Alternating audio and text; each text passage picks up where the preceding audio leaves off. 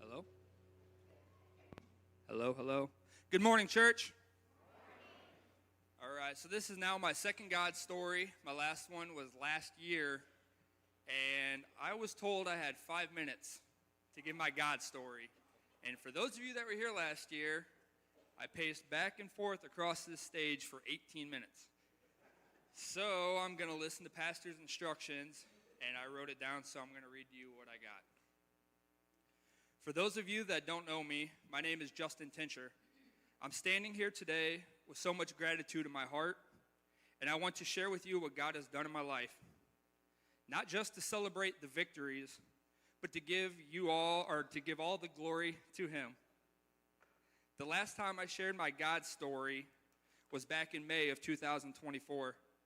At that time, I was celebrating 9 months of being clean and sober. That was a huge milestone for me.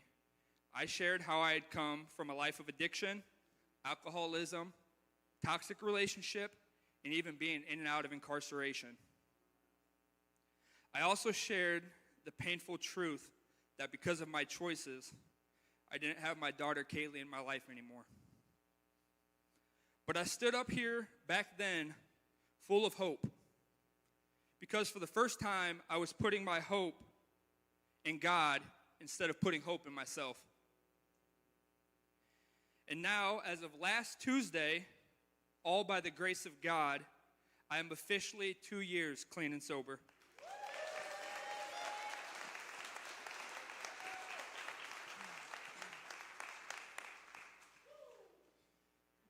That's not something, thanks, Parker. That's not something that I take lightly. That's nothing that I could ever take credit for.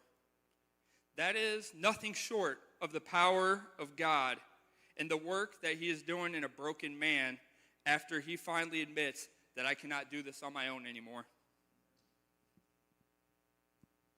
Let me tell you, if you had told the old me that I'd be standing up here in a church, clean and sober, with a home, a family, and a peace in my heart, I would have never believed you. I would have laughed at you, and I would have called you crazy. But that's the kind of transformation God can do. That's the kind of faithfulness He can bring into your lives when you fully surrender to Him. Over the last 2 years, God has done so much. I've held down a job, and not just any job. I've held down a job at 180. That's a ministry in itself.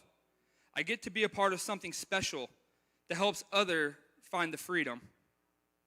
I've also been baptized, publicly declaring that the old me is dead and that I have been made new in Christ. I have a car. I have a house. I even got married to my beautiful wife, Amanda.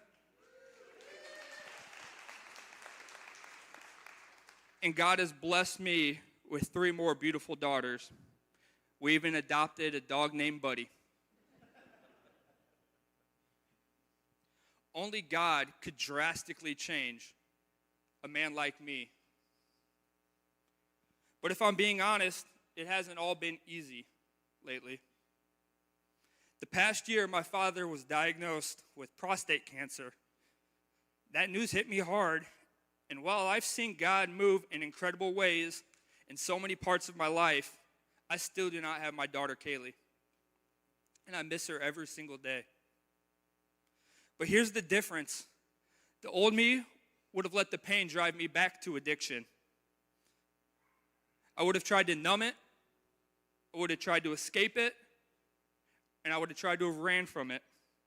But now I take it straight to my Father in heaven, because I know Him. I know His love for me, and I know that He is in control. I have had an intimate, personal relationship with God, and that's not just a relationship that gives, back up. I have had an intimate, personal relationship with God, and that's the relationship that gives me peace in the middle of the pain. Not because everything is perfect, but because He is. One of my favorite scriptures reads, "The Lord is close to the brokenhearted and saves those who are crushed in spirit." That's Psalms 34:18. I know what it means to be brokenhearted, and I know what it means to be crushed.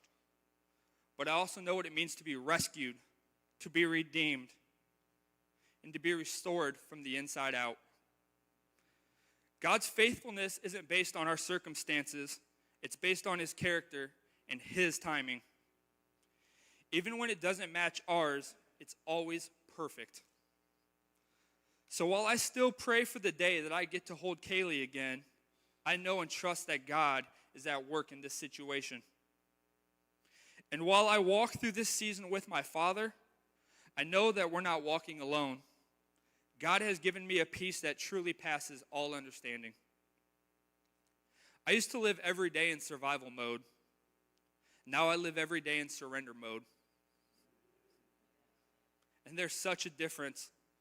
Because when you surrender to God, you don't have to carry everything on your own anymore. Some of you might be in a dark place right now. Maybe you're where I was, battling an addiction, feeling hopeless, burning bridges, or losing people that you love. Maybe you think it's too late for you. Maybe you think that you're too far gone as well. But let me tell you, if God can take somebody like me, clean me up, restore everything that I have destroyed, and give me not just a second chance, but a brand new life, he can do it for you too. He's not done with your story. In fact, the struggles you're facing right now may be the struggles that lead you to your new beginning.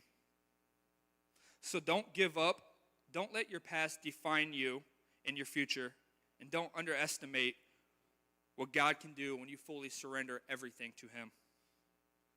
As I stand here today, 2 years clean and sober, with a wife, 4 children, a home, a job, and a peace that I've never felt possible, I don't see a man who just got his act together.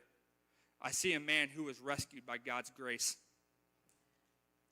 And I'll keep telling my story, not because I need the spotlight, but because God deserves all the glory for my transformation. Thank you for letting me share what God has done in my life, and thank you for letting me share what God will continue to do. All praise to God. Thanks, church. Love you.